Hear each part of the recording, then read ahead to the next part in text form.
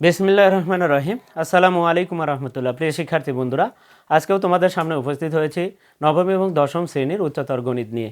আজকে আমরা দেখব অনুশীলনী 8.3-এর অঙ্কগুলো। 8.3-এ রয়েছে কিন্তু ত্রিকোণমিতিক অনুপাত। গত ক্লাসেও কিন্তু আমরা এই ত্রিকোণমিতিক অনুপাতের কোণগুলোকে ভাঙানো দেখেছি এবং এখান থেকে প্রমাণ করতে হয় কোণগুলোকে ভাঙিয়ে আমরা সেই কাজগুলো দেখেছি। 8-এর ক, খ এবং গ নাম্বার প্রশ্নের সমাধানটা কিন্তু আমরা গত ক্লাসগুলোতে দেখেছি। আজকে আমরা দেখব এই 8-এর ঘ নাম্বার প্রশ্নের সমাধান। প্রিয় শিক্ষার্থীরা, এই ঘ নাম্বারে আমরা যদি দেখি, একটু দেখো, আমাদের 1 নিয়ে আসতে হবে। কিন্তু আমরা কিন্তু একটা কথা বলেছি, এই অঙ্কগুলো করার আগে অবশ্যই আমাদের কিন্তু এই কোঅর্ডিনেট সম্পর্কে ধারণা থাকতে হবে। এখানে বলা হচ্ছে প্রথম চতুর্ভাগ অল পজিটিভস, এটা প্রথম চতুর্ভাগটা সবার ঘর, এই ঘরে যারাই প্রবেশ করবে তারাই ধনাত্মক। দ্বিতীয় চতুর্ভাগটা সাইন এবং কোসেকের নির্দিষ্ট ঘর, এই ঘরে শুধু সাইন আর কোসেকই ধনাত্মক হবে আর অন্যরা সব ঋণাত্মক হবে। আবার তৃতীয় ঘরটা হচ্ছে ট্যান এবং কটের নির্দিষ্ট ঘর, এই ঘরে শুধু ট্যান আর কটই ধনাত্মক হবে এবং বাকি অন্যরা সব কিন্তু ঋণাত্মক হবে। আবার এখানে চতুর্থ চতুর্ভাগ হচ্ছে কজ এবং সেকের ঘর, এই ঘরে শুধু কজ আর সেকই শুধু চতুর্থ চতুর্ভাগে ধনাত্মক হবে, অন্যরা এই ঘরে আসলেই প্রবেশ করলেই ঋণাত্মক হবে। আরেকটি কথা, এই পাই এবং 2 পাইটা পাই এবং 2 পাইটাকে বলা হচ্ছে জোড় এবং 90 ডিগ্রি অর্থাৎ π/2কে বলা হচ্ছে বিজোড়, অর্থাৎ ওয়াই অক্ষটা বিজোড়, এক্স অক্ষটা হচ্ছে জোড় এবং ওয়াই অক্ষের ওপরে যদি কেউ প্রবেশ করে পরে তাহলে হিসাবের ক্ষেত্রে, তাহলে সেই ক্ষেত্রে সে পরিবর্তন হবে। ওয়াই অক্ষে বিজোড় হওয়ার কারণে পরিবর্তন হবে। কেমন পরিবর্তন? সাইন থিটা থেকে কস থিটায় রূপান্তরিত হবে, ট্যান থিটা থেকে কট থিটা, সেক থিটা থেকে কোসেক থিটা হবে। আর জোড়ের ক্ষেত্রে কোনো পরিবর্তন হবে না, সাইন সাইনই থাকবে, কস কজই থাকবে, ট্যান ট্যানই থাকবে। তাহলে আসি এখন আমরা এই অঙ্কগুলোতে। এখন প্রসেস মেনটেন করে কিন্তু আসলে কাজগুলো করতে হবে, কারণ এই অঙ্কটাকে কিভাবে ভাঙালে আসলে 1 আসে।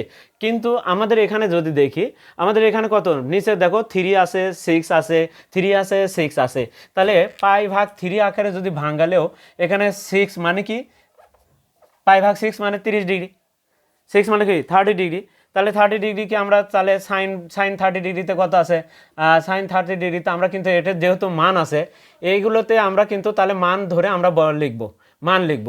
আর যেহেতু আগের যে অঙ্কগুলো করেছি সেখানে কিন্তু 7 যা বক্সের ভেতরে পাইকে 7 দ্বারা ভাগ করলে যাকে আমরা কিন্তু মান পাই না, বক্সের ভেতরে কিন্তু নাই। কত কত ডিগ্রির আছে মান? সাইন 30 ডিগ্রির মান আছে, 0 ডিগ্রির মান আছে, 45 ডিগ্রির মান আছে, 60 ডিগ্রির মান আছে, 90 ডিগ্রির মান আছে। কিন্তু এইগুলো মান যেহেতু আছে সেই কারণে আমরা একবারে সরাসরি মান ধরে ক্যালকুলেশন করব। আর এগুলোকে আমরা ইচ্ছা মতো আমাদের নিজের মতো করে ভাঙাবো। এগুলোতে আর কিন্তু কোনো প্রসেস মেনটেন করে ভাঙানোর প্রয়োজন নেই। এখানে যেহেতু পায়ের নিচে কত আছে, 6 আছে, তাহলে 6 দ্বারা ভাগ করলে কিন্তু 30 ডিগ্রি, আর 3 দ্বারা ভাগ করলে 60 ডিগ্রি, 6 দ্বারা ভাগ করলে কিন্তু 30 ডিগ্রি, তাহলে আমার 30 ডিগ্রি 60 ডিগ্রি কিন্তু আমাদের বক্সের ভেতরে মানগুলো জানা আছে। এই কারণে এগুলো খালি আমরা ভাঙাবো, এগুলো কিন্তু কোনো নিয়মতান্ত্রিক ভাঙানোর প্রয়োজন নেই। তাহলে দেখো অনায়াসে এখন যেহেতু এগুলো নিয়মতান্ত্রিক ভাঙানোর দরকার নেই, তুমি ইচ্ছা মতো যেভাবে হোক ভাঙান, তোমার যে π/2 আকারে ভাঙাতে হবে এরকম না, তুমি সরাসরি পাই দিয়ে ভাঙাবা।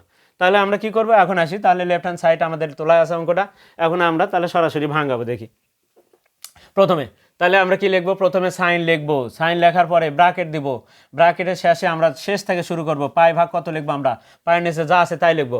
লেখার পরে এখন দেখো তো আমরা 3-এর ঘরে নামতা পড়বো, যেন এর 7-এর আশেপাশে হয়, তাহলে 3 2 পাই, 3 2 কত হলো 6 পাই, তাহলে এখানে যোগ দিলেই কিন্তু হবে। আবার যদি 3 3-কে 9 লেখো তাহলে কিন্তু হয় না, 9 থেকে 1 বিয়োগ করলে কিন্তু হয় না, তাহলে সেই ক্ষেত্রে আমরা এখানে 3 2 6 যোগ দিলে 1 পাই, 7 পাই, মিলে গেল। তাহলে এই ক্ষেত্রে হলো। এবার আসি এখানে, তাহলে যেহেতু গুণ অবস্থা আছে তাহলে গুণ চিহ্ন দিলাম, দেওয়ার পরে এখন cos 13, আমরা কিন্তু দেখো cos লিখবো, cos লেখার পরে এখন আমরা পায়ের নিচে কত লিখবো, 6 আছে, 6 লিখবো, ব্র্যাকেট দেবো। এখন এখানে যদি আমরা 2 লিখি তাহলে কত হবে, 2 পাই লিখলে 6 2 12 পাই, আছে 13, তাহলে 6-এর ঘরে 6 2 12, 13-র আশেপাশে যেতে হবে, 6-এর ঘরে নামতা পড়ে, তাহলে 6 2 12 কি দিলে হবে, প্লাস দিলে কিন্তু 13 হবে। এবার যাও এখানে মাইনাস আছে, মাইনাস দাও, এবার cos লেখো, cos লেখে ব্র্যাকেট দাও, এখানে কত লিখবা, π/2 কত লিখবা, 3 লিখবা, লিখলাম 3।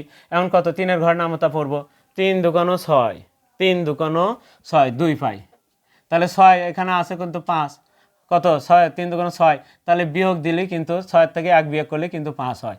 এবার এখানে যাও কত, সাইন লিখবো, আমরা সাইন লিখলাম, লেখার পরে গুণ চিহ্ন দিয়ে আগে আমরা একটু গুণ চিহ্ন দিলাম, এবার সাইন লিখলাম, সাইন লেখার পরে π/2 কত লিখবা, π/6 লিখবা, ব্র্যাকেট দিবা, এখানে কত 11, তাহলে 6 2 12, 6 2 12, তাহলে 6 2 12 পাই ভাগ কত 6, 6 দুগুণে কত হয় 12, 12 এখানে আছে 11, তাহলে এখানে বিয়োগ দিলে কিন্তু হয়ে গেল। দেখো তাহলে এগুলো কিন্তু ভাঙানো একেবারে সহজ কাজ।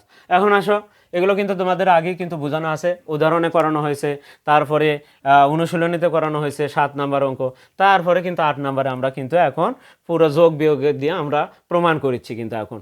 তাহলে দেখো এখন আসি সাইন। এখন আমরা দেখতে হবে 2 পাইটা জোর না বিজোড়। আমরা কিন্তু বলে দিয়েছি এক্স অক্ষ হলেই জোর, এক্স অক্ষের উপরে লেখা আছে, দেখো এক্স অক্ষটাই জোর। এই যে পাই 2 পাই, তাহলে এ পাই অথবা 2 পাই এটা এক্স অক্ষের উপরে, তাহলে জোর। আর জোর হলে সাইন সাইনই থাকবে, তাহলে সাইন সাইনই লিখবো, লিখলাম সাইন সাইন 2 পাই প্লাস 360 ডিগ্রির সাথে আরও কিছু যদি যোগ করা হয়, তাহলে যোগ করলে কিন্তু ঘড়ির কাঁটার দিকে ঘুরবে, তার মানে এই ঘরে প্রবেশ করবে, সবার ঘর ওটা, তাহলে সাইন সাইনের ঘরেই প্রবেশ করেছে, তাহলে ধনাত্মক হবে। কি লিখবে এখন? পাই ভাগ 3 লিখবা, লিখলাম। এবার গুণ দিলাম, এবার কস 2 পাই প্লাস, তাহলে 2 পাই কস 2 পাই, দেখো কস 2 পাই, 2 পাইটা এক্স অক্ষের ওপরই, তাহলে জোর, এক্স অক্ষের 2 পাইও কিন্তু জোর, আমরা কিন্তু খালি বলছি যে ওয়াই অক্ষটা বিজোর, তাহলে 2 পাইটাও জোর, তাহলে কস কসই থাকবে, লিখলাম কস। এখন চিহ্ন 2 পাই প্লাস, 2 পাই প্লাস হলে দেখো 2 পাই প্লাস হলে 2 পাই থেকে যোগ হলে এই ঘরে প্রবেশ করবেই, তাহলে যোগ হলে এতে কিন্তু যোগেরটা ঘড়ির কাঁটার বিপরীত দিকে কিন্তু বাড়লে কোণের পরিমাণ বৃদ্ধি পালে কিন্তু এরকমভাবে ঘড়ির কাঁটার বিপরীত দিকে করে, তাহলে এই ঘরে প্রবেশ করবে, ওটাও তো কজেরই ঘর, সবার ঘর ওটা, তাহলে নিজের ঘরেই প্রবেশ করছে, তাহলে ধনাত্মক হবে। কি লিখতে হবে? এলে কোনো কিছু না, শুধু এখানে পাই ভাগ 6 লিখতে হবে। এবার কি আছে? মাইনাস দিলাম। এবার আসি আবারও কিন্তু কস 2 পাই, তাহলে আবারও এক্স অক্ষের ওপরে জোর, তাহলে কস কসই থাকবে, লিখলাম কস কসই থাকবে। এবার কি 2 পাই থেকে মাইনাস, 2 পাই থেকে মাইনাস করলে কিন্তু কজেরই ঘর, এবার 360 ডিগ্রি থেকে যদি কিছু বিয়োগ করো, তাহলে বিয়োগ করলে কিন্তু ঘড়ির কাঁটার দিকে ঘুরবে, তাহলে এই 2 পাই থেকে নিচের দিকে নামে যাবে, কজের ঘরেই প্রবেশ করছে, তাহলে সেই ক্ষেত্রে কি হবে? ধনাত্মকই হবে। এটা কিন্তু আমাদের আগের মাইনাস, কিন্তু সেই মাইনাস কিন্তু এখানে ধনাত্মক হবে, তাহলে কি লিখলো? কস পাই ভাগ কত 3। এবার যাও এখানে সাইন 2 পাই, এবার দেখো এখানে কি সাইন 2 পাই, তাহলে সাইন গুণ দিলাম, গুণ দেওয়ার পরে সাইন 2 পাই, তাহলে জোর, সাইন সাইনই থাকবে। এখন চিহ্ন দেখতে হবে কার ঘরে প্রবেশ করছে, দেখো 2 পাই থেকে মাইনাস করলে কিন্তু কজের ঘরে প্রবেশ করছে, তাহলে কি চিহ্ন আসবে? ঋণাত্মক চিহ্ন আসবে। কিন্তু অন্যের ঘরে প্রবেশ করলে কি হয়? ঋণাত্মক চিহ্ন। দেখো সাইন কিন্তু কজের ঘরে প্রবেশ করছে, এই কারণে ঋণাত্মক চিহ্ন হলো, তার সামনে কি পাই ভাগ কত আমরা লিখবো এখন 6। এখন আসি সাইন, এখানে কত পাই ভাগ 3 মানে কত? Sine sine 60 degree, sine 60 degree কত? √3 ভাগ 2। আমাদের বক্সের ভেতরে কিন্তু মানগুলো আছে, তোমরা মুখস্থ করে নিবা। এবার আসি সাইন √3 ভাগ 2, এখন কত সাইন, এটা কত আমরা কিন্তু এটা 60 ডিগ্রি, 60 ডিগ্রিতে সাইনের √3 ভাগ 2 কস, এখানে কত ডিগ্রি? কস 30 ডিগ্রি, সাইনের যেটা 60 ডিগ্রিতে আছে সেটা আবার কস 30তে আছে, তাহলে কত হবে? √3 ভাগ 2 হবে। এবার আসি মাইনাস, এই দুটা মাইনাস গুণ করে দিলে কি হয়? তাহলে এই দুটা মাইনাস, এখানকার এই মাইনাসটা এই মাইনাসকে আসা কি করে দেবে? প্লাস করে দেবে। এখন কস কত? এটা কস কত ডিগ্রি? কস হচ্ছে 60 ডিগ্রি, কস 60 ডিগ্রিতে কত আছে? কস 60 ডিগ্রিতে হাফ আছে, লিখলাম কস 60 ডিগ্রিতে হাফ। এবার তাহলে এই মাইনাস কিন্তু প্লাস করে দেয়। এখন সাইন কত? পাই ভাগ 6 মানে 30 ডিগ্রি, সাইন 30 ডিগ্রিতে কত আছে? ওই হাফে আছে, তাহলে লিখলাম হাফ। এখন আমরা গুণ করেছি, দুটা √3 গুণ করলে হয় 3, √3 গুণ করলে হয় 3, আর দুটা 2 গুণ করলে কত হয়? 4 প্লাস এখানে কত হবে? ওপরে 1 নিচে কত? 2 আর 2 গুণ করলে কত হয়? নিচে নিচে গুণ, তাহলে 4 হয়। লসগু কত হবে? লসগু কিন্তু 4 হবে, লিখলাম। হর আর লসগু সেম হলে উপরে লব যা আছে তাই, লব যা আছে তাই, হর আর লসগু সেম, কাটে যায় উপরে 1, তাহলে কত হচ্ছে? 4 ভাগ 4 কত হচ্ছে? কাটে যায় কি 1, কাটাকাটি না করে সমান সমান কি লিখবো আমরা? রাইট হ্যান্ড সাইড লিখে আমরা প্রুফ করতে বলছে, প্রমাণ করতে বলছে, আমরা প্রুফ লিখে দিব। প্রিয় শিক্ষার্থীরা দেখো অনায়াসে কিন্তু আসলে এই অঙ্কগুলো কিন্তু এখন কখন আমরা যদি পায়ের নিচে 3 থেকে শুরু করে 2 থেকে শুরু করে 3, 2, 3, 4, 5, 6 এই 5টা যদি থাকে পায়ের নিচে, তাহলে আমরা মান বসে যে কোনোভাবে ভাঙাবো এবং মান বসে দিয়ে ক্যালকুলেশন করব এবং এই উত্তরগুলোই আমাদের কিন্তু চলে আসবে যেটা আছে। প্রিয় শিক্ষার্থীরা তাহলে কিন্তু আজকে আমরা 8-এর ঘ নাম্বার প্রশ্নের সমাধানটা দেখলাম। পরবর্তীতে যা এই 8-এর যা আর একটি অঙ্ক রয়েছে সেই অঙ্কটা পরবর্তী ক্লাসে নিয়ে তোমাদের সামনে আবার উপস্থিত হব।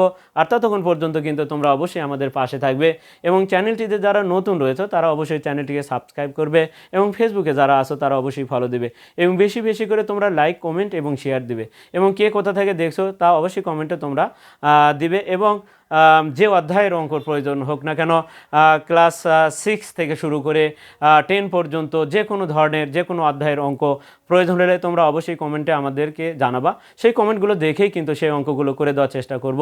আজকে এ পর্যন্তই, খোদা হাফেজ।